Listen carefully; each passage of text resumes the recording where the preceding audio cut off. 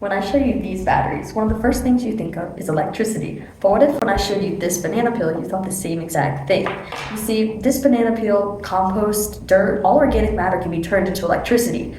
Well, not the compost itself, but the bacteria active inside of it. Let me show you how. For the electrode, I knew that we needed something conductive, so I cut apart two aluminum cans into a lot of long and thin metal strips. I then wove those strips together to form two flat aluminum electrodes. In order to increase the conductivity, I then broke apart a bunch of graphite pencils that I could get, wait, what was that?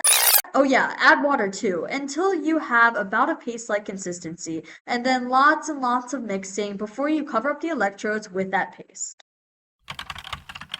For the salt bridge, I grabbed a 100% cotton t-shirt and then cut it into three different strips. I braided those strips together and then soaked it in a salt, agar, and water solution for about 20 minutes. Now, here we have our anode container filled with organic matter and our cathode container just filled with water, with our salt bridge in the middle. Here we have our two electrodes, and I'm just going to attach a couple wires to them so we can track the voltage we're receiving. We're putting those inside and putting lids on top to try to limit the amount of airflow we're getting. We're connecting the voltmeter now so I can measure how much energy we're getting. A little bit later, here I'm going to show you, and we are getting energy! But how does this work? So when bacteria eat organic matter, like this glucose molecule, they're breaking chemical bonds. These bonds hold electrons, and releasing these electrons is how they get energy. It's called cellular respiration, and it happens in every living cell.